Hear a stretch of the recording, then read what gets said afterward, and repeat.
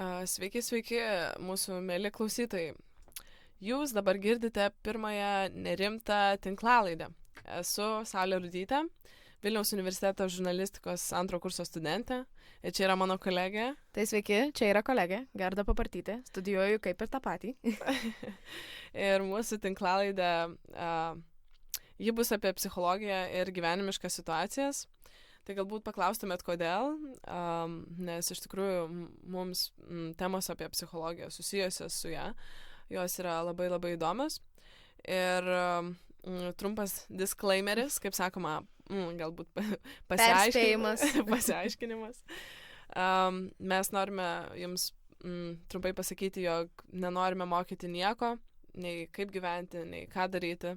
Tiesiog jaučiame didžiulį poreikį kalbėti apie tokius dalykus, tiek iš aplinkos, žiūrėdami į savo draugus, pažįstamus. Taip pat galbūt galėčiau dar pridėti, kad mes nesam profesionaliais, mes nesakom, kad mes esam kažkokios labai puikiai apie tai nusimanančios, tačiau mes norime pateikti šią informaciją jums kaip galima geriau, todėl remsimės ir moksliniais straipsniais ir bandysime ieškoti kuo daugiau tikslios informacijos, kad tai nebūtų tiesiog mūsų pliurpimas apie šios dalykus. Mes norime tikrai jūs sudominti, nes pačios pagalvojom, kad tikrai kyla klausimų, kodėl žmonės pikti, kodėl žmonės elgiasi taip arba naip, iš kur tai yra kilę, ir mes tiesiog norim jum apie tai papasakoti. Taigi, kai mąstėme apie ką turėtume iš pradžių pačią pirmą tinklalaidę kalbėti, tai prisiminėme metų laiką, rudenį, kuris kaip ir kiekvienais metais mus aplanko su savo visais pliusais, minusais, gerais ir blogais dalykais. Tai šiaip ruduo toks, spalvotas metų laikas, tačiau mūsų galvoje jis ne visada būna toks, todėl gimė idėja pakalbėti apie sezoninę depresiją. Tai sezoninė depresija, iš karto visiems, kurie galvoja, kad sezoninė depresija yra mitas, norim šitą dalyką, taip sakykime, debunkinti. Tai nėra tiesa, šis sutrikimas iš tikrųjų egzistuoja, tiesiog jis yra labai naujas. Aš, pavyzdžiui, net nežinojau, kad pats pirmas atvejis buvo tik tai ankstyvam 9-ame dešimtmetyje. Tai reiškia, kad šiam sutrikimui, jo pastebėjimui nėra nei 50 metų. Mes tiksliai apie jį visko nežinom. Todėl ir tiek priežastys, kodėl šis dalykas egzistuoja, tiek šio sutrikimo tvarkymas ir bandymas su juo susigyventi, viskas yra labai hipotetiška ir su visko bandoma taip labai išmėtytai susidaryti. Ir iš vis sezoninė depresija paskutiniu metu yra tapęs toksai vos ne mada, vos ne trendas, visiems yra. Iš tikrųjų, tai taip ir yra. Labai dažnai ateina ruduo ir girdžiu tiek iš savo draugų, iš aplinkinių, kad kažkas negerai.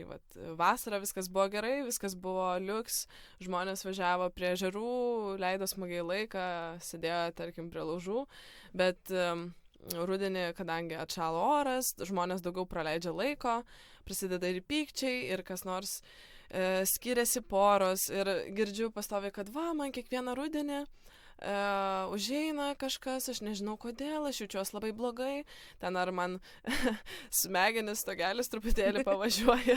Tas toksai atšalo oras, ir dar plus yra, apie šitą dalyką mes irgi norėtume pakalbėti, galbūt dar kitomis temomis, bet tiesiog trumpai užsiminsiu, kad yra toks dalykas kaip romantizavimas visų šitų depresijų ir visų šitų ten sutrikimų.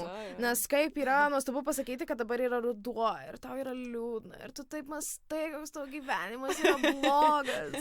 Bet iš tikrųjų šis sutrikimas, nors ir mes taip bandom linksmai jį pažiūrėti, bet jis iš tikrųjų gali turėti labai labai didelį poveikį, todėl nes jo trukmė gali prasitęsti per visus metus, nes jos tiek yra rudens žiemos ir yra pavasario vasaros, kiekvienam žmogui yra skirtingai. Būtent išgirsti, kad yra dar ir pavasario depresija, įsivaizduok. Ateina pavasaris, gamta atbunda, žmonės jau pradeda vis daugiau ir daugiau vėl saulės, eiti į lauką. Ir kas gali būti blogai, atrodo. Jau vis tiek artėjame link vasaros, link ko visi labai labai laukiam. Ir dėl ko mes čia depresuoti? Aš šiandien taip peržiūrėjus per visus tos duomenis, aš padariau tokią labai kvailą, bet mano manimu labai tinkamą analogiją. Tai kaip aš bandyčiau paaiškinti taip ilgai ir išplėtotai, kas yra sezoninė depresija su gyvenimiškais daiktais, įsivaizduokime žmogaus kūną kaip telefoną. tiesiog išmanusis kažkoks telefonas. Ir labai dažnai sakoma, kad Saulė yra baterija. Tai dabar įsivaizduokime tą bateriją kaip kroviklį. Jeigu mums yra rudens arba žiemos depresija, tai tas kroviklis, kuriuo mes naudojamės pavasarį vasarą, yra labai labai stiprus. Ir dabar mes gauname žiauriai silpną kroviklį, kuris mus pakrauna gal per 12 valandų. Ir mums nėra nuotaikos, mums yra liūdna, mes visi pavargę. O jeigu yra atvirkščiai, jeigu yra pavasario depresija, tai tu gauni tiesiog, atrodo, kad tu gauni per daug energijos ir tau yra nerimas, tau yra nemiga, tu pradedi nevalgyti ir panašiai. Apie šios simptomus mes dar pakalbėsime šiek tiek detaliau. Tai galbūt dabar toks tikslus apibūdinimas. Galbūt dabar pakalbėkime apie patį apibrėžimą. Tai va, tas sezoninis afektinis sutrikimas, na jis ir yra, pasireiškia sutrumpėjus dienoms, šviesos trūkumui atsiradus. Dar vienas dalykas yra ir toks atskiras reiškinys, tai biologinė sezoninė depresija, kai jam be jokių psichologinių priežasčių jam kartojasi. Tarsi, tai nevyksta vieną kartą, vienais metais, tai vyksta iš eilės keletą metų. Čia kaip toks periodinis dalykas, kuris tada reguliariai kartojasi. Taip, ir yra žmonių grupė vis tiek, kurie labai, labai yra jautrus įvairiems dalykams. Kiti ten mėnulio fazėms, saulės dėmėms, karštis, šaltis, na, tokie visokie dalykai, bet aišku, mes turime būti realistai ir suprasti, kad, na, tokių žmonių yra iš tikrųjų mažuma. Jo. Ir dažniausiai, ir labai dažnai, ir aš manau, kad ir mano aplinkoje yra tokių žmonių, kurie net tą sezoninę tokią depresiją savo patys įteigia. Žinai, kai yra iš esmės viskas liuks, viskas okei, esi užsiėmęs, turi draugų ir tu pats apsisunkini savo gyvenimą. Nu, pats savo įteigi, dėl tam tikrų priežasčių. Bet iš tikrųjų, paskui, kai pradedi žiūrėti, sezoninė depresija, ypač rudens, bent jau mano manimu, yra labai logiškai paaiškinama. Nes dingstant saulei mes gauname mažiau vitamino D, mes gauname mažiau melanino, o melaninas gamina melatoniną. Melatoninas yra hormonas, kuris mums padeda sudėlioti maždaug mūsų miego visą tvarkaraštį, sakykime, tą visą schedule miego. Ir mes, kai šio hormono kiekis sumažėja mūsų organizme, faktas, kad mums išsibalansuoja visas mūsų miegas ir šiek tiek gali pasikeisti mūsų nuotaika. Taip pat yra dažnai sakoma, vis dėlto saulė yra kaip laimės ir gerovės simbolis. Tai faktas, kai jinai dingsta ir oras atšala, žmogui šis dalykas, tas toks visas laimės norėjimas, jis šiek tiek sumažėja. Ir iš tikrųjų priežastys, kodėl šis sutrikimas gali prasidėti, yra labai taip biologiškai paaiškinamos. Jos yra gana taip aiškiai pateiktos. Nežinau, gal man tik tai taip atrodo, bet man tai jos taip viskas labai tiksliai yra sudėliota. Ir aš radau internete straipsnį su psichologe Genovaite Petronienė. Tai čia pristatysiu trumpai šią kietą moterį. Tai ši moteris yra psichoterapeutė, psichologė, išleidusi ten 3 grožinės knygas ir 3 psichologinės. Nuo 16 metų, kiek skaičiau, yra vedančioji ir autorė žinių radijuje laidoje apie tave. Ir iš tikrųjų radau tokį dalyką, jeigu kalbame apie tuos visus simptomus, tai kad yra toks vasaros atostogų užtaisas. Ir kad jis po vasaros veikia 1-2 mėnesius ir lapkritį jau būna pasibaigęs. Tai nuo darbo ir rūpesčių spėjom jau pavargti. Ir iš tikrųjų, jinai išskyrė tame savo straipsnėje tokį sprendimą. Atostogos, pavyzdžiui, šaltuoju metų laiku. Tau yra liūdna, pasilgai vasaros, na tai važiuok ten. Šiaip iš tikrųjų. Aišku, su koronavirusu tai dabar. Ne, tai su koronavirusu čia viskas mums pasikeitė, bet čia yra šiaip įdomus labai pastebėjimas, nes ypač mokykloje, darželyje mes turime tas tokias 3 mėnesių atostogas. Ir man atrodo, kad tie 3 mėnesiai, aišku, dabar žinoma, kai prailginti buvo mokslo metai, tai čia buvo didžiulis sukilimas, taigi kiek žmonių prieš tai pasisakė. Mes buvom turbūt paskutinė karta, kuri buvo prieš tą mokslo metų ilginimą, tada po mūsų pradėjo labai ilginti, man atrodo, mokslo metus, jeigu aš neklystu. Ir kai yra tas toks ilgas etapas, kada tu esi laisvas ir nepriklausomas ir tu gali daryti, ką nori, ir tada ateina rugsėjis ir tau atgal į mokyklą. Ir tu vėl turi būti vėl visas susikaupęs, tau prasideda visas šitas dalykas. Na tiesiog, elementaru. Tu tu jauti artėjančią rutiną, tu jauti kažkokį tai, nes vasara toks vis tiek šiltas laikotarpis, kur visi ir keliauja, ir eina bėga, ir visiems atostogos, na, visai kažkaip, galbūt net tas požiūris, vien jau požiūris tavo pasąmonėje, na, aš manau, kai tu pagalvoji apie vasarą, na, tai asocijuojasi su tokiais iš vis gerais, vat, ir šiltais, ir saulėtais dalykais. O ruduo, na, kad ir būna geras oras, bet jau tu priimi galbūt tai kaip kažkokią pabaigą, kažkokio gero laikotarpio pabaigą, kaip, tarkim, atsisveikinimas su žmogum. Ir aš šio dalyko nelabai suprantu, nes, pavyzdžiui, aš manau, mano manymu, ruduo yra pats mėgstamiausias mano metų laikas, todėl nes oras yra ne per daug, nes yra ne per karšta, ne per šalta, ypač ankstyvas ruduo, dabar ypač ta tokia bobų vasara, ir ypač su dabartinė klimato kaita, tu rugsėjai gali eiti laisvai maudytis ir eiti ant šortų ir tau ten nėra jokių problemų, nes pakyla temperatūra iki 28. Arba kaip Vilniui dabar buvo, kiek ten, iki 25-6 čia pradžioje rugsėjo. Tikrai taip. Bet tas pastebėjimas, kad atostogos tikrai sudaro tą tokią aliuziją, kad mūsų gyvenimas yra toks laisvas, jis neturi jokių stabdžių. Galbūt tai ir yra priežastis, dėl ko šis sutrikimas labai dažnai pasireiškia jaunimui ir moteriams. Tai yra pagrindinis, na, sakykime, pagrindinė publika, kuri susitinka su šiuo sutrikimu. Ir aš manau, kad dalis to tikrai priklauso nuo to, kad mokiniams, studentam prasideda rutina. Vat bent jau aš tai bandyčiau suprasti, kodėl tai vyksta jaunimui, kodėl tai vyksta moterim, tai man tai yra įdomu. Kaip ir minėjau straipsnį su psichologija Petronienė, tai jinai irgi išskyrė, kad antra svarbi prastesnės nuotaikos ir apatijos priežastis, kad tiesiog mes suprantame rutiną ir mes mažiau judame fiziškai. Va tas yra labai svarbu. Mažiau bendraujame, būname namie daugiau. Vis tiek arba iš namų į kavinę, iš namų irgi kažkur į patalpą, na, kuri nėra atvira, tiesiog nėra laukas, nevažiuojame galbūt ten prie jūros, tiesiog nebeturime tokiams dalykams ir laiko. Šalo oras, nebegalim važiuoti dviračiais, ten dar kažką. Nu, o tai iš tikrųjų. Nors ir mūsų ta visa civilizacija, jinai suteikia mums galimybę ignoruoti tuos gamtos ciklus, vis tiek kartais pamirštame ir galbūt neskatiname savęs tiek kažkur patys ir pasidžiaugti to oru, kažkur eiti, kažkokios iniciatyvos galbūt vis tiek irgi mažėja. Dėl to ir galbūt tas motyvacijos noras, aš manau, na, šiek tiek jisai turėtų kristi, jo.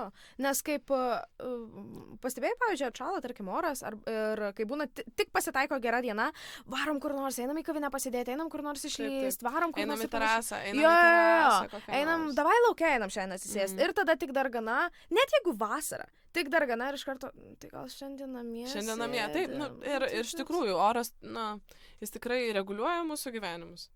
Tai yra tiesa. Ir tiems žmonėms, ypač ne tik tiems, na, nes visi mes šiek tiek esame paveikti, bet tos, kuriuos tai veikia tikrai stipriau, na, jeigu jiems, tarkim, tai trunka daugiau negu 2 ar 3 savaitės, žmonės iš tikrųjų turėtų kreiptis pas gydytoją ir specialistą, nes, na, pati pagalvok, jeigu 2 ar 3 savaitės toks pajautęs, vadinkim, nenorą net keltis, atlikti paprastus buitinius darbus, apsirengti, bendrauti. Tiesiog, na, tada mes galime suprasti, kad jau tai yra iš tikrųjų tas afektinis sutrikimas rimtesnis. Jo, ir dar, tarkim, kitas dalykas yra tie visi simptomai, jie iš tikrųjų yra tokie nelabai malonūs. Ir aš manau, kad aš, pavyzdžiui, pradėjau skaityti tuos simptomus ir aš galvoju, jo, taip yra ir taip labai dažnai būna. Galbūt aš sakyčiau, kad man tai neprasideda rudens pradžioj, bet sakykime apie spalio vidury, lapkritį. Lapkritis tai man iš vis yra tas toksai... Kai jau supranti, kad žieminės striukė reikia įpirkti. Viskas jau.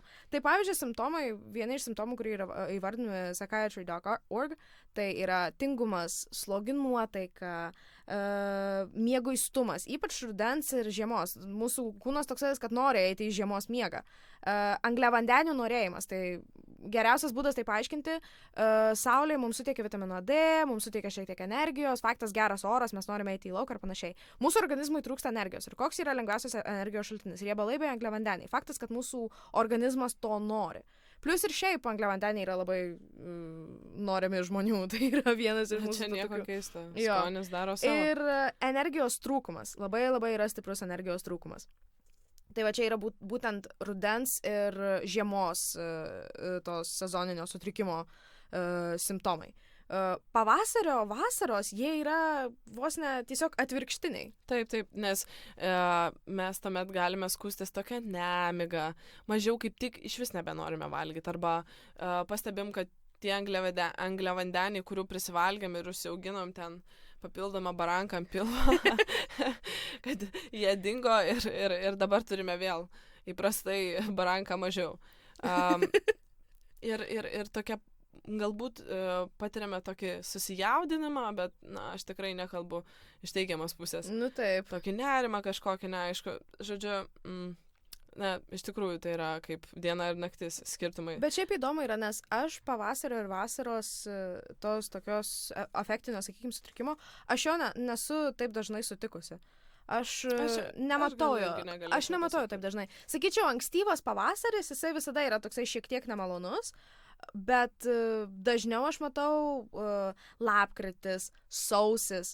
Aš dar norėčiau pakalbėti apie tai, kad mano manimu šie depresiniai, sakykime, tokios depresijos bangos, sutrikimo tos bangos, jos užeina ir po švenčių.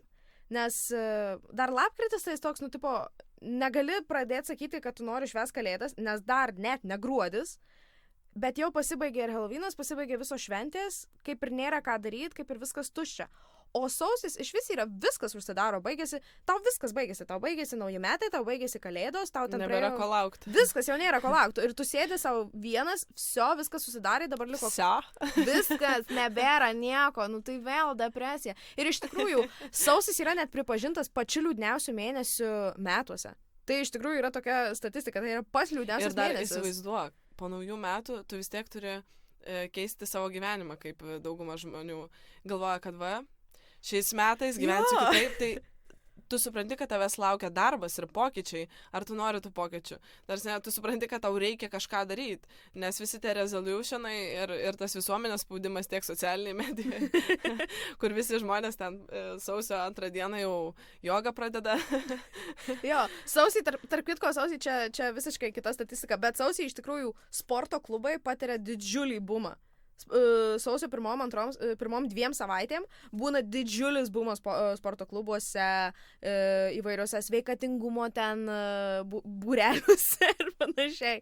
Nes žmonės visi pradeda taip pat sakyti. Ir galbūt tas naujų metų, tas visas resolutions, galbūt jos yra iš dalies ir susijusios su šiuo sutrikimu, nes tu nori kažką keisti ir tu jauti, kad jau artėja šiltesni orai, jau viskas, sausis, vasaris. Reikia greit išsportuoti angliavandenį.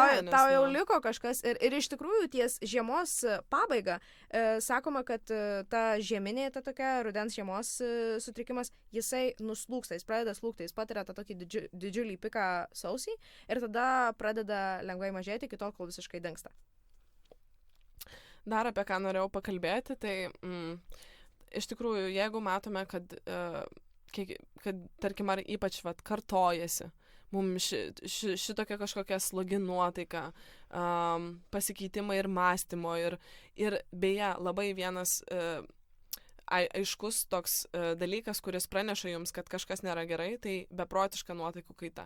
Visi žmonės, kurie yra paveikti šito sezoninio sutrikimo, tai yra vienas iš dažniausiai, kiek skaičiau, iš tikrųjų šiaip, tokių. Jo, yra net pastebėjimas, yra net toksai klausimas tarp psichologų ir bent jau buvo tarp psichologų, psichoterapeutų klausimas, ar galima sieti sezoninius afektinius sutrikimus su tuo bipolar sutrikimu, kur mes visi žinom, kad dažniausiai bipolar yra apibūdinamas kaip ypač staigi nuotaikų kaita, kad vos ne viduje yra kelios asmenybės. Ir iš tikrųjų pasirodo, kad priklausomai nuo to, kuris sutrikimas tau yra, rudens ar pavasario, faktas tas, kad jeigu tau yra tas bipolarus sutrikimas, Bipolinis. Ir jeigu tau yra bipolinis sutrikimas, jisai gali tau pasireikšti, ši sezoninė depresija tau gali pasireikšti šiek tiek stipriau. Na tai žinoma, Jo. nes ypač tiem žmonėm, kurie turi problemų, prisideda dar problemų. Tai Jo. aš manau, kad čia net nieko keista galbūt. Ir apie sprendimo būdus, ne. Matote, kad kažkas nėra gerai, kad jaučiatės nekaip, suprantate, kad, galbūt užsisėdėjote namuose per ilgai nei iš tikrųjų turėtumėte, ar prasidėjo kažkokia ir slogi nuotaika, kurios dažnai nepastebite. Tai taip pat radau Dalios Mickevičiūtės straipsnį, čia taip pat yra gydytoja ir vaikų ir paauglių psichoterapeutė. Radau jos straipsnį, ten buvo parašyta ir apie pavasario depresiją, tai būtent tuos būdus, kuriuos jinai skyrė, tarsi sprendimo būdus, tai būtų net išskyrė tokį dalyką, kad yra labai naudinga apsilankyti soliariume. Pavyzdžiui, tau gali, tu pasilgai šiltų kraštų, saulės gauni žinoma per mažai ir aš manau, kad tai yra visiškai normalu. Jeigu matote, kad kas nors negerai, tai soliariumą. Aš manau, kad vienas iš tų tokių sprendimų, pavyzdžiui, jeigu, aš aišku, kalbu tik iš savo patirties, bet tarkim, jeigu man pasitaiko bloga nuotaika ir ypač rudenį aš ją pradedu jausti, spalio pabaiga ir lapkritis man yra tokie sunkiausi mėnesiai, aš tada jaučiuosi labai liūdna ir man labai nuotaikos nėra ir panašiai. Tai važiuok, gal kažką čia šiandien atrasim. Tai puikiausias dalykas, kuris man dažniausiai suveikia, tai yra tiesiog grynas oras kažkur išeiti. Nesvarbu net koks oras, net jeigu žiauriai lyja. Pasiemi skėtį, apsirengi normaliai. Nėra ir blogo oro. Nėra. Ne, yra tik tai, nežinau, blogas apsirengimas ar kaip ten tas. Bloga apranga. Bloga apranga. Bet išeiti, kad ir 5 minutėm, nesvarbu, bet tas toksai gryno oro gūsis, jisai visada labai kažkodėl išpučia blogas mintis iš ir energijos smegenų. daugiau turi, ir nereikia tiek angliavandenių valgyti namie, ten tortų, šokoladų. Ir iš tikrųjų, moteris, nenoriu skambėti kažkaip seksistiškai, bet vis tiek, manau, tendenciją matome, kad moteris dažniau skundžiasi savo svoriu. Ir kadangi ateina šaltasis metų laikas, mes valgome daugiau visokių nesąmonių, tingime, tarkim, gaminti maistą, norime maisto, kuris mums teiktų laimės, nes galbūt nėra laimės iš aplinkinių arba iš savęs nebeturi laimės. Laimė randi bulvytėse ar ten mac and cheese ir panašiai. Tai iš tikrųjų patarimas tiek Dalios Mickevičiūtės, jisai buvo tiesiog būtent nesusikoncentruoti tiek į tą savo svorį, papildomą 1 ar 2 kilogramus, kurie tikrai pavasarį dings, nes dar taip savęs, tiesiog neapsunkinti taip savęs. Ir beje, jinai išskyrė dalykus, kuriuos labai būtų naudinga valgyti, kad pasijaustume geriau. Jeigu aš išgirsiu salierai arba špinatai, aš išeinu iš čia. Aš liksiu kalbėti vieną. Nes labai daug žmonių yra, kur sako, kad pataisyti nuotaiką, tau reikia valgyti daugiau daržovių, daugiau vaisių, bet prisiversti tai daryti yra labai labai sunku, ypač jeigu tu labai įnikęs į tą, sakykime, ar sezoninis sutrikimas, ar šiaip jeigu tau yra tiesiog kažkokių mentaliai tau tiesiog nėra labai labai gerai. Taigi, dabar ką reikia valgyti? Klausykis. Tai bananus, medų, makaronus ir net negalvoti, kaip čia kas bus, ir grūdų košės išskiria. Tai čia tokie natūralūs antidepresantai. Bet šiaip visai įdomiai. Gal šiek tiek ir yra paaiškinama. Man šito aš, pavyzdžiui, net nebuvau girdėjus, tarkim, dėl maisto, nes sezoninio afektinio sutrikimo... Ne tik dėl maisto, žinok, ne tik dėl maisto, net Dalia išskyrė ir tiesiog vizualiai, vadinkim, kelti savo nuotaiką, ten įsigyti ten raudoną paltą, nusipirkti citrusinių vaisių vazą. Iš tikrųjų, spalvos tikrai daro labai didelį įtaką. Spalvos daro įtaką. Tarkim, geltona yra moksliškai įrodyta, labai labai bijau sumeluoti, kad geltona spalva iš tikrųjų labai pakelia nuotaiką. Nu, tai yra ta visa tokia spalvų gama, kad pavyzdžiui, mėlyna yra labai melancholiška ir raminanti spalva, todėl mėlyna labai yra gerai dėti į vonias arba į miegamuosius. Raudona bei geltona spalva labai dažnai naudojasi greito maisto restoranai arba šiaip bet kokios pakuotės labai dažnai būna geltonos arba raudonos, nes raudona labai skatina apetitą, taip pat skatina agresiją. Ir šios dvi spalvos yra skaitomos kaip tokios labai didelės emocijas iššaukiančios spalvos. Kitas dalykas apie šį sutrikimą, jis iš tikrųjų yra dažniausiai paminimas kaip jaunimo ir moterų sutrikimas. Aš manau, kad šį sutrikimą turi ir vyrai, tiesiog dėl to tokio emocinio užsirakinimo viduje, jie nelabai nori tai pasakyti. Ir angliškai yra toksai pavadinimas winter blues. Šis sutrikimas pasireiškia... Čia paraidžiui būtų išvertus... Mėlynoji žiema. Mėlynoji žiema. Sakykime. Būtent mėlynoji. Bet įdomus dalykas yra tas, kad winter blues arba tą mėlynąją žiemą jaučia nuo 10 iki 20% populiacijos mūsų žemėje, tačiau tą sezoninį efektinį sutrikimą kaip tokį dalyką pripažįsta tik 1-2 procentai populiacijos. Tai kitaip sakant, ta tokia, kad man čia biškai keičiasi nuotaika, tą gali pripažinti daugiau žmonių negu tai, kad ne, man iš tikrųjų būna blogai. Ir va šitas yra toks įdomus dalykas šiaip su visais šiais sutrikimais. Tu kalbėjai apie vyrus ir moteris, paauglius, tai iš tikrųjų moterims yra dažniau tokie panašus dalykai ir šiaip moteris dažniau serga visomis depresijos formomis. Kodėl? Nes iš tikrųjų moterų organizme nepaslaptis, jog dažnai kinta lytinių hormonų koncentracijos. Mėnesinių ciklo metu, nėštumo, menopauzės ir veikiant lytiniam hormonui, moteriškam progesteronui, moterų reakcija į stresą yra kitokia nei vyrų. Tai progesteronas neleidžia streso hormonų sistemai pačiai išsijungti, kaip tai atsitinka vyrų organizme. Todėl moterims depresija atsiranda veikiant net mažesniam stresui nei vyrams, beje. Jo, čia šitas yra dalykas, tarkim, tai vadinasi, gali, pavyzdžiui, pasireikšti toks dalykas, jeigu yra klausančių merginų, kurios galvoja, kodėl, pavyzdžiui, žiemą arba rudenį, jeigu jums yra, tarkim, intensyvesnis tas toksai priešmenstrualinis tas visas ciklas, jeigu jums tas visas PMS yra stipresnis, pavyzdžiui, emocijos visos daug labiau sukyla. Tai ne tik tai, kad progesterono kiekis pakyla, estrogeno nukrinta ir tada įvyksta visi šie pakitimai, bet dar prisideda ir tas toksai galbūt sezoninis efektinis sutrikimas ir tada ta nuotaikų kaita yra dar didesnė ir tada dar daugiau streso ir tada dar daugiau liūdesio. Tiesiog viskas susideda į vieną didelę tokią krūvą. Jo. Ir sakau, ir dar plus manau, kad prie visų šių sutrikimų dar prisideda tai, kad vyrai emociškai yra... Taip, aš tą ir norėjau pasakyti, kitas veiksnys tiesiog moterų mąstymo ypatumas. Dažniausiai įvykus kažkokiai tai problemai, vyrai yra labiau linkę atsitraukti ir stengtis prasiblaškyti, o moteris analizuoja, galvoja, iš naujo pergyvena kažkokius tai įvykius ir ką dabar daryti po tų įvykių. Tai tiesiog toks mąstymo tipas, jis sudaro sąlygas ilgesniam laikui įnikti, ten įstrigti toje depresijoje, tokioje slogioje nuotaikoje.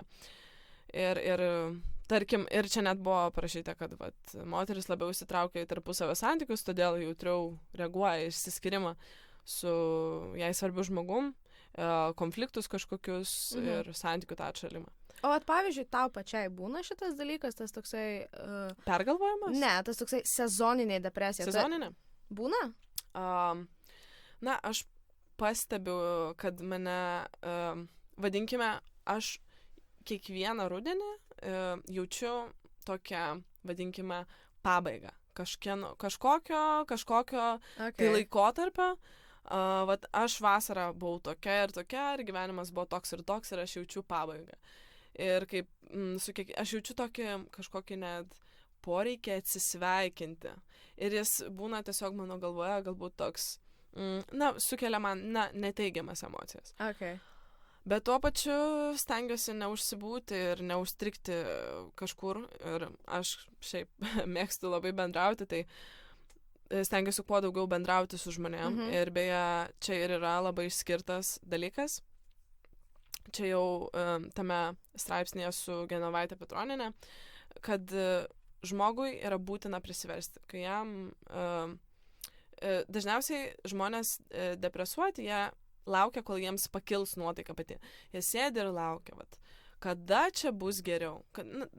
O tai yra iš tikrųjų labai kvaila, manau, nes ir aišku, negalima irgi taip sakyti, nes jiems tuo metu tikrai nėra lengva. Tarp kitko, apie socialinį visokį bendravimą ar buvimą kartu su žmonėmis, šis dalykas, jis iš tikrųjų sukelia mum laimę. Ir aš neatsimenu, koks buvo neseniai žiūrėtas mano video. Man atrodo, buvo apie vieną iš tiesiog tokių ikoniškų 2000-ųjų komedijų Mean Girls ir buvo kalbėta apie tai, kaip žmonėm, kaip rodo ten, kaip paauglės merginos bando prisitaikyti ir yra tas toksai didžiulis bandos jausmas. Ir iš tikrųjų, jeigu tu nesi socialus ir jeigu tu nebendrauji, nepritapimo jausmas smegenyse ir tos toksai nebendravimo jausmas, vienišumo jausmas mūsų smegenyse yra tiesiogiai sujungiamas su fiziniu skausmu. Tai kitaip sakant, jeigu tu esi vienišas ir jeigu tau nėra su ko pašnekėti, tu jauti, tavo smegenyse yra užfiksuotas toksai kaip trigeris, kad tu jauti fizinį skausmą. Taigi, jeigu tu esi, pavyzdžiui, introvertas, tau ši sezoninė depresija gali pasireikšti dar stipriau, nes tu tada negauni nei bendravimo, tu neturi noro bendrauti. Tai vat būtent. Reikia perlipti per save. Taip, ir čia yra iš tikrųjų didžiulė klaida. Kai tau yra blogai, labai labai yra svarbu neužsistovėti vienoj vietoj. Ir čia rašė, kad tiesiog reikia prisiversti nueiti į svečius, į kiną, į teatrą, į baseiną, bet kur. Tiesiog kažkur prisiversti. Ir tuomet, kai tu įsivažiuosi, pamatysi gal iš tikrųjų, eik tu savo kaip smagu, kad šiandien aš išėjau kažkur, susitikau ir pamačiau tą ir tą, ir pamačiau tokį dalyką. Tai padės tau užsimiršti ir tu prisiminsi, koks tas galbūt gyvenimas iš tikrųjų yra smagus ir kaip reiktų jo džiaugtis. Taip. Nes iš tikrųjų yra kuo džiaugtis visą rudenio ir žiemos etapais, tikrai yra kuo džiaugtis ir nereikia apsikrauti savęs tokiom liūdnom emocijom.